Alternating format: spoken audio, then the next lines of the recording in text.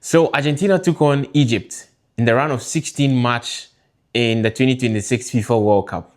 And things didn't go according to plan for large parts of the game for the Argentinians. In fact, it was the Egyptians that took the lead twice, giving the Argentines a bloody nose. But the heavyweight champion always bounces off from the canvas, swung right back, and snatched victory from the jaws of defeat, leaving the Egyptians empty-handed. After the game, there's been a lot of talk about things that went on in the game, and there's been a concerted effort to paint this game as more than what it was. Is it a case of sour grapes, or do the Egyptians and sympathizers alike have a case? In this video, I'm going to break down the match and give you my own opinions, my 2 cents on everything I witnessed. Thank you for joining me on this channel today. My name is Eben. The channel once again is Beyond the 90. Let's go. So coming into this round of 16 tie, it was clear that there was a chink in the armor of the Argentines. Looking at the game they played in the round of 32 against Cabo Verde, the Cape Verdeans exposed the Argentines big time. And even though coming into this World Cup, the Argentines were not the out-and-out favorites, you would have expected them to dispatch off the Cape Verdeans easily, and same with the Egyptians. But in the game against Cape Verde, they were made to work for it, and it had to take extra time for them to overcome the Cape Verdeans, whose will and resolve wasn't going to be broken. Now, in this round of 16 against Egypt, it was Egypt who took the lead early against Argentina. It was a goal that came from a cross, and Lisandro Martinez, who is the center back for Argentina, was on the wrong side of his marker, and Egypt took an early lead. And as the game progressed, Argentina had a penalty. Lionel Messi missed the penalty, and from then on, the Egyptian goalkeeper made save after save after save after save. He was practically standing on his head, and you could see it written that right after Ronaldo, Cristiano Ronaldo that is, waves a goodbye to the World Cup, Lionel Messi was en route to follow suit. But he had a thing or two to say, and he led the Argentines right back into the game, wrestling the victory from the Egyptians. I mean, they were made to work for it, and they were good value for their money. They deserved the victory. They played well. They were the better side. But that means nothing in football. The team that wins deserves it. And so if the Egyptians had won the game at the end of the day, the Egyptians would have deserved it. But the Argentines didn't enough to win this game. In fact, they had more of the ball. That aside, they had the better chances. They had more of the chances. But for the Egyptian goalkeeper, the game could have been 3-1 in the first half, long before the Egyptian second goal. And so at this point, I'm going to go right into the incidents that has got everybody talking. I want to start dissecting those moments by opening it with the statements from the Egyptian coach. So here are some of the things he's quoted to have said. So Hussam Hassan is his name. Hussam Hassan. I do not want to put it nicely and talk about hard luck. We have been cheated unfairly today. We have suffered injustice. Injustice. Wow. We looked better than the reigning champions, better in everything, but the result was influenced by internal factors on the pitch and external factors of it. We need some proof, brother. Perhaps they wanted to keep the world champions in the competition. Perhaps they wanted Messi to stay in the running. Taking some shots. Perhaps they wanted to keep the world champion in the competition. Okay, this is just a repetition. Well, let's see what the match stats say. Let's just take a look at what the stats of the game says before I go into the incidents he may have been referring to. So, as you can see on the screen, and from multiple sources, at least this is the consensus, or this is the aggregate. So as you can see, Argentina scored 3, Egypt scored 2. Now, Argentina had 19 shots as compared to Egypt's 5. Out of Argentina's 19 shots, 7 were on target. 7 were on target, and only 2 were on target for Egypt, and Egypt scored 2 goals, so that's perfect. Now, Egypt blocked 4 of Argentina's 19 shots. Argentina blocked 0 of Egypt's shots. In terms of possession, Argentina had 64, Egypt 36. Argentina had more passes. They had more completed passes as well. They won more tackles, and they conceded more fouls. And they had 6 corners to Egypt's 1. Now, in other stats that I've seen elsewhere, in terms of the XG, Argentina had 2.9 XG and Egypt had 0.89. Now, XG is expected goals. So, based on the game or based on how the game went, Argentina was expected to score at least 2.9 goals and they scored 3 goals. So, there or thereabout with regards to their XG. Egypt, on the other hand, had an XG of 0.89 and they scored 2 goals. So, they outperformed their XG. Now, the quotes from the Egyptian manager, I think, are unfounded. And I'm going to explain to you why they are unfounded. I think it's just sour grapes. You know, defeats can be very, very hard to take. And I totally understand. Like, every team that goes into a game in the World Cup goes in it with an expectation to do something, especially when you've taken the lead against the world champions, 2 goals at that. There will be that expectation for you to do the unthinkable and kick them out. And so if the game didn't go according to your plan, especially considering that Argentina's goals came in 11 minutes, it's a hard or a bitter pill to swallow. So I can understand that emotion. But I think if he sits down and he watches the game again, I mean, surely he would have to admit that this wasn't a game that was conjured. In fact, the Egyptian goalkeeper kept Egypt in the game. He kept Egypt in the game. I mean, there was a header from McAllister that he saved point blank. On any day, that should have been a goal. Then there was a cutback from Tagliafico to Julian Alvarez. That should have been a goal. That should have been a goal. And he saved it. There was a penalty missed by Lionel Messi. Like, these are, in terms of XG, these are sure banker. These are chances that should be buried. So I've already counted 3 goals that didn't happen. Then there's the free kick of Messi that hits the post. Like, come on. Argentina could have been up by 3 goals. So unless he wants to say that Egypt was part of the plot, which is why Egypt gave up all these chances, then it doesn't make sense. Because if Egypt didn't intentionally give up the chances and Argentina created those chances, then clearly you were not the better side. Because a better side is a side that creates the most chances. Argentina was on top. Argentina created the most chances. So that debunks his notion of they were the better team. No, that wasn't true.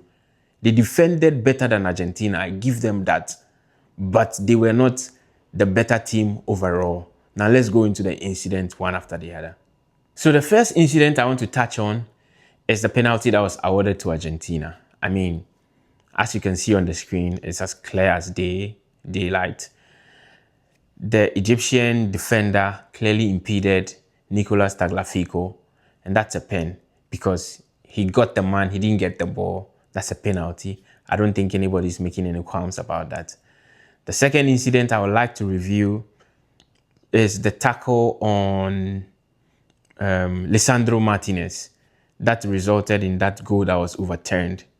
Now, the law clearly states, right? The refereeing law or the VAR law clearly states that if a foul occurs in a sequence or a build-up to a goal, and the goal is scored in the same sequence meaning that another play has not begun, VAR can intervene and review the preceding foul and then award the foul and cancel the goal. So what happened in this in this case. Lisandro Martinez had beaten his man. He was clean through, going to get into the box or take a cross or pass the ball. And then he was impeded or he was stepped upon by another Egyptian player. Now, if you play soccer or if you play football and someone steps on you with their cleats, even if it's just a tiny bit, it's enough to put you off. Like, the pain is enough for you to lose the ball. And as you can see in that sequence, that is how the Egyptian won the ball. He won the ball after stepping on Lisandro Martinez. So stepping on him was, you can see the correlation between he stepping on him and he picking the ball. If he didn't step on him, he wasn't taking the ball. That's the fact. Now, even if he took the ball, because he stepped on him, Lisandro Martinez wasn't available for his team in defense again. Because perhaps if he had lost the ball cleanly, he could have sprinted backwards, he could have stopped the attack or something. But he was completely taken out of the picture by that foul. And so to award that goal would have been double jeopardy to Argentina. Right? Now, in commentary, I heard the commentator say that was a long way. Come on, there are protocols. What does the protocol say? If a foul occurs preceding a goal in the same sequence, you can always go and revisit that foul and then call it back. In 2024, Barcelona played against Rayo Vallecano in La Liga. Now, Barcelona were losing the game. They tied the game 1-1. And then there was a sequence where Jules Koundé goes to win the ball. He inadvertently steps on the feet of the Rayo Vallecano defender. He gets the ball, passes the ball to Pedri. The ball comes to Lamine Yamal. He dribbles inside the box, takes a shot. The goalkeeper saves the ball, and the Rayo Vallecano defender touches the ball. Lewandowski wins the ball back and scores. You can say a new sequence of play had begun because Lamine took the shot, the goalkeeper stopped it, the defender of Rayo touched the ball, and so that whole sequence had ended. A new phase of play had resumed.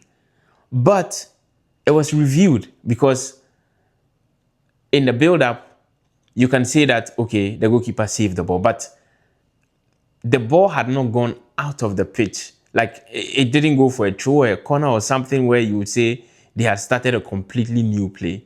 Even though the goalkeeper saved the ball, or he saved Lamine Yamal's shot, Lamine Yamal's shot came from the incident where Jules Koundé fouled. There were a couple of passes in there, but it came from there.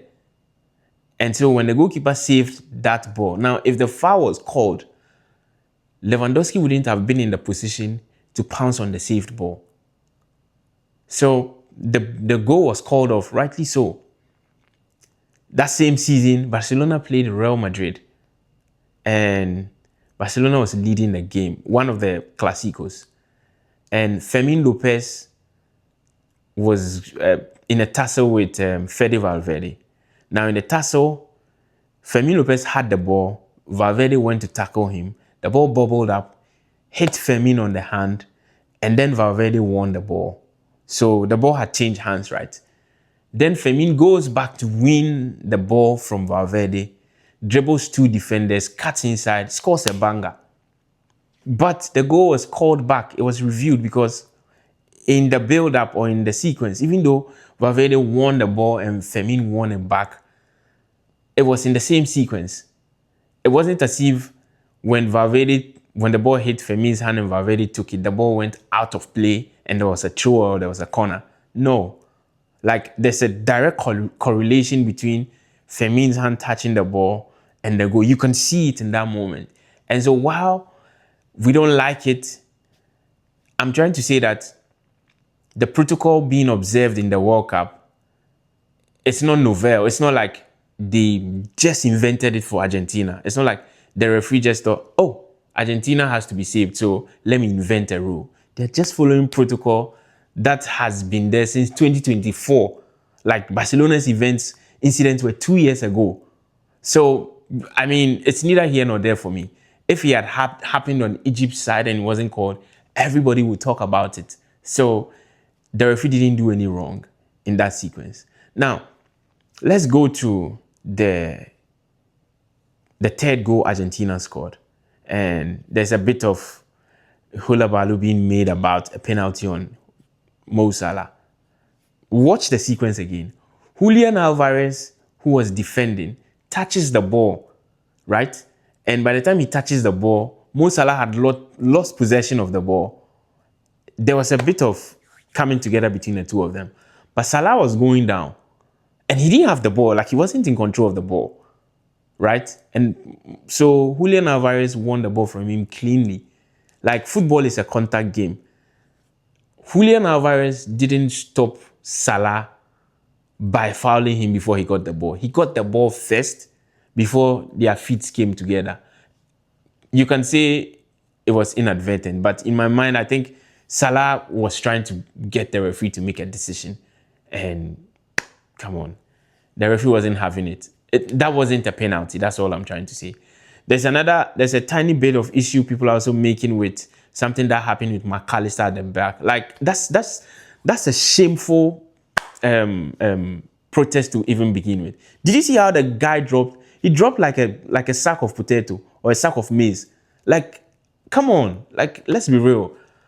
Okay, fine. It looks like McAllister tagged him on the jersey, but he was far from the play where Julian Alvarez won the ball. He wasn't in the picture to begin with. Julian Alvarez had won the ball at the time. Now, and secondly also, come on, like, we shouldn't be giving those as fouls. Like, if anything at all, it's a dive. If anything at all, it's a dive. Not every contact is necessarily a foul. Not every contact. It's a contact game. It's a contact game. So some level of contacts are allowed. But what is the degree of contact that gets called a foul? That's where we have to move the argument to. And I think in all three cases, nothing doing. Now, the Egyptian bench were pretty irate the whole game. They were protesting everything. Like, there was one of the officials on the bench. He should have been shown a red card in the first half. There was a tackle Romero made on an Egyptian player. The referee had whistled for it, and the referee was reaching for his pocket. And then this guy jumps right up into the pitch. What was going on? Like, he should have been sent off there. And then he got sent off eventually, but he should have been sent off a long time ago. Like, every play, the Egyptians just kept... They were complaining too much. They were moaning. And I feel like they took their eyes off the ball. First of all, they lost the game from the bench. Yes, they lost the game from the bench. Their manager is the reason why they lost the game. And he's probably trying to hide his ineptitude by giving some of these quotes and taking everybody's attention. But look at that third goal. It's criminal. How does Julian Alvarez win the ball in his box and then they give a long cross? And look at how many Egyptian players are in the Argentine half. And look at how many Argentines are in the Egyptian half. There's an attack coming up. The Argentines in Lautaro Martinez lets the ball run across him. He slows down. He picks his head. He has all the time in the world to pick up Enzo Fernandez, not the tallest, whips the ball across. The ball goes right through the center of the defense, and there's still no Egyptian center backs close enough. Then this, one of the smallest guys on the pitch, rises high, knocks the ball into the net. Where was the Egyptian defense? Like, 90 plus 7 minutes. Why are you chasing the game? Why are you going gung-ho? Argentina were in the game at that time, and Argentina were on the ascendancy. Any reasonable manager or any manager worth his salt would have calmed his boys down, gather them together, and say, you know what, let's see this phase out, go into extra time, and then regroup. But he didn't do that. They threw caution to the wind, and they got punished. That is the real issue over here. The manager didn't help his teammates. Their heads were gone. They got too excited. It's Argentina you're playing, you know. The fact that you went 2 goals against them doesn't mean they don't have it in them to bite you if you give them the chance. And Egypt opened the door wide and Argentina took it. Let's go to the goal Messi scored in this game.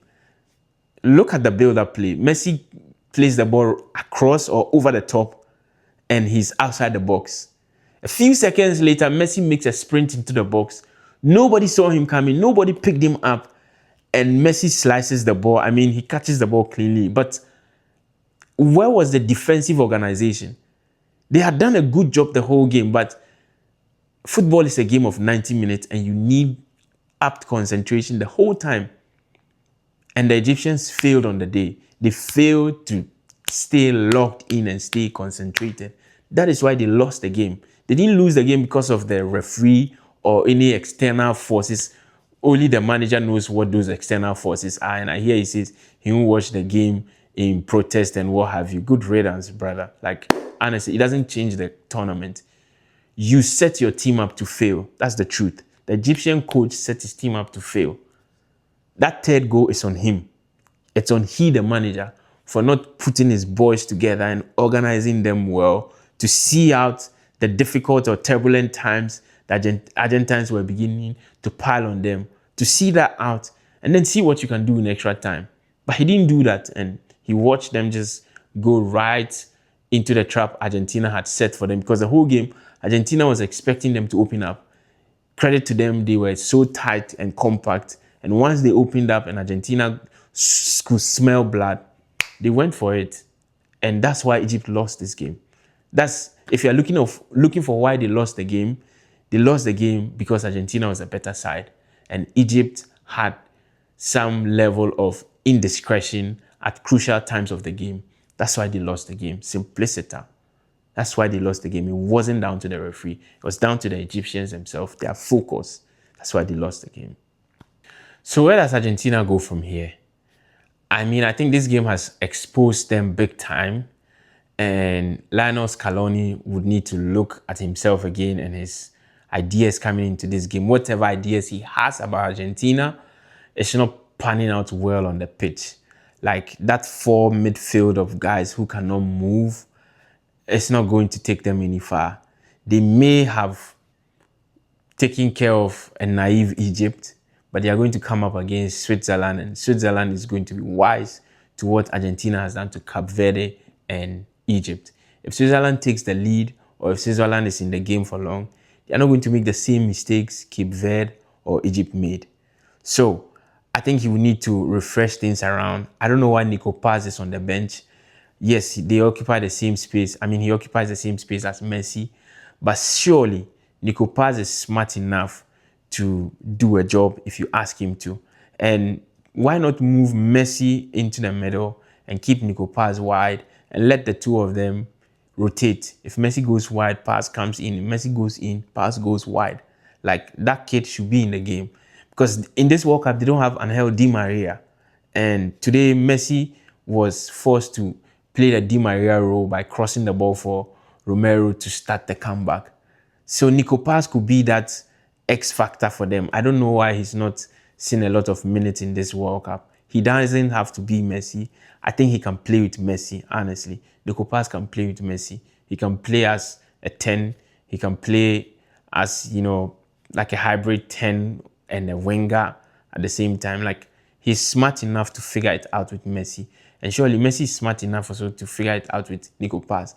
Considering also that Messi is in the twilight of his career, he's not going to be doing so many running and stuff. And so the moment when Messi is walking around, Paz can be dictating the play, he can be calling the shots and what have you. The last World Cup Argentina won, they won because they had X factor and wild cards coming from the bench. And those wild cards were Alexis McAllister, Enzo Fernandez. Even to an extent, you can put Julian Alvarez right up there. And in this World Cup, we are not seeing that from Lionel Scaloni, and that's something he will need to do. The defense of the Argentina national team as well is something he will need to look at and organize them well, because they are very, very, very, very, very vulnerable. They are pretty susceptible to any decent winger that they come up against. And so if they are to go all the way, he would need to watch that organization again. And finally on Messi, Messi is my favorite player, but I've not done any video on him in this World Cup. There are no more words to say. There are no more accolades to give this young man. He certainly is the best ever we've ever seen. But he's on his last legs and he needs some help. For large parts of this game, he was completely out of the game. And so Lionel Scaloni will need to come up with a formula that would ensure that when they come up against the very, very competitive sides. Messi's lack of involvement in large parts of the game will not really bite them.